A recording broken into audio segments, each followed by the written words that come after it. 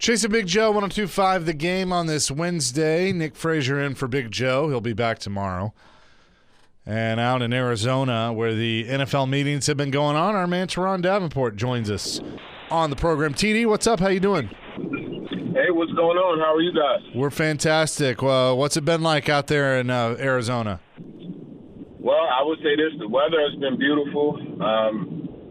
A lot of mixing around and talking to different folks, man. It's been great, man. I really enjoy opportunities to get away like this. And even got to go catch a baseball game last night. Oh, nice. Very nice. Yeah. Jake's Tigers, man. They gave up a five-run lead in the bottom of the eighth inning. Oh, ended up losing the game 5-0, and then they lost 7-4. Well, that's 7-5, rather. Excuse me. That's tough for Jake's Tigers for sure. But did you when Mike Borgonzi spoke, he made it very clear that this team is going to take the best player available. If in fact they stay at number 4, but whenever they make their pick, he said that phrase in some variant over and over again. So yeah. do you feel like that with a lot of mock drafts predicting Jeremiyah Love, that at 4, Jeremiyah Love truly would be the best player available? I mean, it's very possible he could be the best player available. And, boards are all subjective, right? And David Bailey has gotten top pass rush, selections as far as ranking is concerned. And you've seen Ruben Bain get, just best overall player. So it could be a variety of guys. I thought it was interesting. Like, I came away from the Borgonzi presser like, you know what? I think they very well may draft Jeremiyah Love, but then after talking to Salah, it's like, he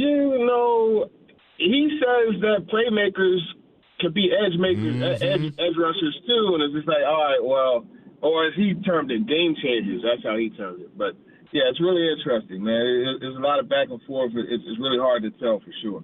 Well, do you take that as the GM's thinking one way, the coaches thinking the other, or knowing that this time of year is a little bit of line season, that they don't want to show their hand, and so one guy's going to say one thing and another guy's going to say another?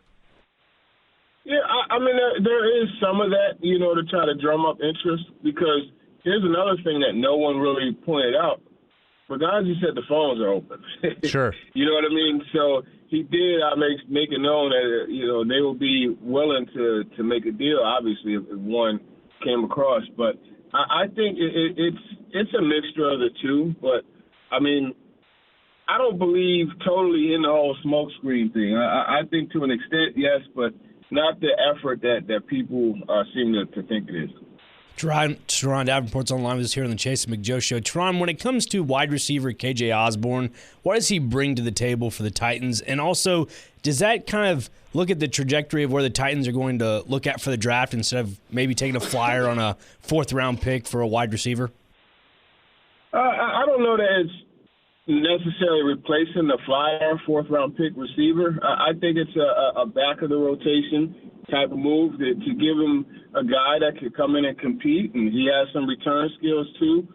He could give you some slots. So I think, there's a mixture of it with him, and it's a move that's obviously not overly significant, but it could end up being a nice – I would compare this to the James Prochet signing last year. It's the same type of move. Well, and I kind of get the sense, TD, that, they're content going into camp with anywhere from 10 to 12 viable receivers that they have to choose from to make it a tough decision to improve that room.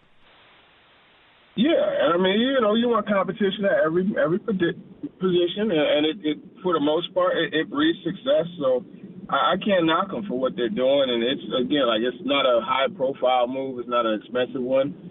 They just bringing in a veteran receiver, and hey, see what happens.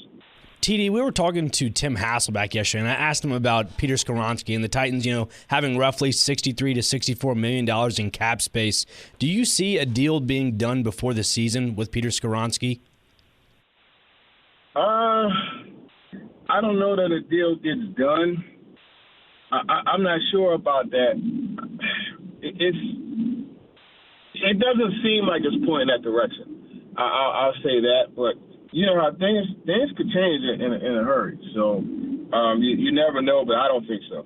Do you think that's a potential concern going forward with this team because it needs to be built from the inside out? No, I don't think that's a concern. I don't think Skoronski is going anywhere. I just don't think that. I'm not going to say I don't think. I don't know that a deal is going to get done before the season. I gotcha. And then adding on to that as well, when it comes to another free agent guy today, Hendon Hooker, out of the same draft class as Will Levis. What do you make of the quarterback being brought in back home to Tennessee? Yeah, how about that, right? Maybe 3 years ago, if I would have said to you, hey, man, Will Levis and Hendon Hooker, they're going to be on the Titans, and Cam Ward's going to be the starter, you'd be like, what? So it's come full circle, and it's just one of those things where it shows you the projection, like how much of a projection and crapshoot this is, right? Because Hendon Hooker was a guy that people felt was a Heisman candidate, one of the best college football players, and now look at him, he's struggling to make a roster.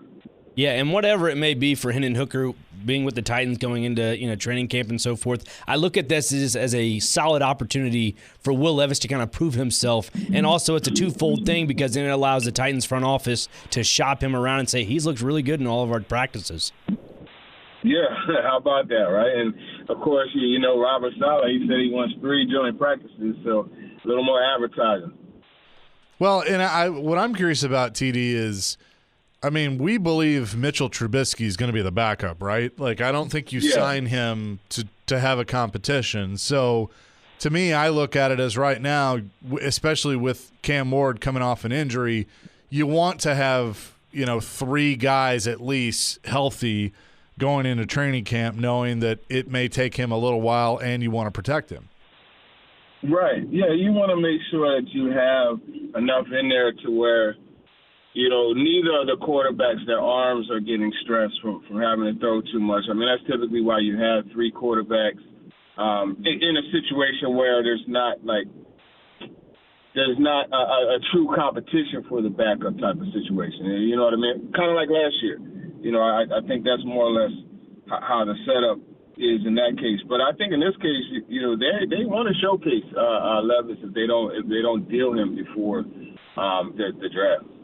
Going to be interesting for sure with that when it comes to the quarterbacks. Borgonzi talked about interior offensive line. Do you kind of feel the same way I do, that the draft is a really good place to find that in just about any round that, Tim Hasselbeck brought up? It has interior offensive linemen has a pretty low bust rate in the first round. So do you feel like this draft in particular could be where they could fix a lot of those issues? I think we lost TD. We'll get him back. That Arizona weather, it can drop a call just like that. It's hot out there, by the way. It's like 100 degrees. There we go. We lost you there for a second, TD. Yeah, had a drop call there. My bad. I do feel like the offensive line, especially the interior part, you could get some good players. Look at the guy who's competing for one of those jobs right now, Jackson Slater. Yeah. We're talking about a day 3 pick, right? And Mike Borgonzi, we talked to him on Monday, and he did say, hey, listen, on day 2, day 3, you could get guys, who could start. So they believe that too. And it's interesting because you kind of got mixed signals coming out, because I know at the Combine, the conversation that I had a lot was about making sure that things were easier for Cam and having a veteran center. And obviously Austin Slopeman is a guy they signed, but there wasn't really a conversation about youth and this year's draft being an area that they're going to tap in order to improve the interior offensive line. But it looks that way now. TD, if it does come to the draft and the Titans are kind of getting married with the idea of Jeremiyah Love at 4, should they be worried about somebody trading up in front of them to get Jeremiyah Love?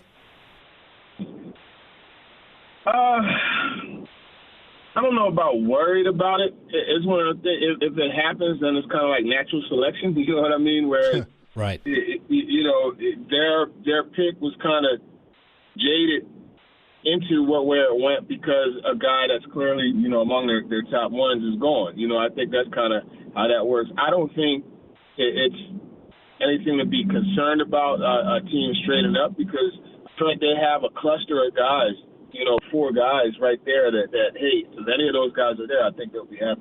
Yeah, just looking at some, the fantasy drafts and so forth, that a lot of projections and mocks have Washington in some aspects a few weeks back going for a guy in Jeremiyah Love. And Chase and I were just discussing about Arizona. Arizona just seems to have a running back by committee. Obviously, they signed Tyler Algier this past offseason. But again, there's no really definitive core piece there. And I think if Arizona were to get a guy like Kirk Cousins at quarterback, you have Marvin Harrison Jr. at wide receiver, Trey McBride at tight end. Their missing piece at running back seems to be a guy in Jeremiyah Love. So that's what I'm just curious about. But again, a few drafts ago, they go draft Isaiah Simmons at defensive end. That just makes you wonder, what would Arizona do to kind of mess up this feng shui? Yeah, it could definitely. There are so many ways that it could go. And you know what else? Monty Ossenfort obviously is a guy who has history with the Titans. So, yeah, and there's no direction. Now, obviously, he wasn't the guy that did all that back then, but, he's in place now. And I'm not going to say that the clock is ticking on him, but he does have to get things turned around before it's too late. Turron Davenport is with us. One more. Indiana's Pro Day is going on right now. Fernando Mendoza is on the field and throwing. All 32 NFL franchises are there to watch the Pro Day. But from the Titans' perspective, we know Mendoza's not on their radar, but could somebody like Omar Cooper Jr., Pat Cogan, do you think they're looking at some of those guys as potential players? Yeah, and I'm glad you mentioned Pat Cogan because nobody is talking about him, but he's someone, on day 3 that could come in and help them out. And Omar Cooper, without a doubt, I really like his ability. And it's funny, I remember this year just watching Indiana and then going into the locker room, in the media room, talking with the other media folks. I'm like, man, that door number 3 is nice, and here it is. He's a guy that may end up being the first receiver drafted, very likely. Obviously, Surratt is on that team as well. TD, appreciate the time as always. Safe travels back to Nashville, and we'll talk soon. All right, appreciate you guys. Take it easy. Absolutely. Let's go Mets. Go Cards. Hey, go Braves. for the series today. Hey, chill out, Nick. We'll see you, TD. All right. Turron Davenport, you can see his work on ESPN and ESPN.com joining us, and always appreciate that. Some good stuff we'll react to, and again, we're watching Fernando Mendoza throw right now on his Pro Day. We'll talk more about that and much more. Coming up next, Chasing Big Joe, Nick in for Joe today, 102.5 The Game.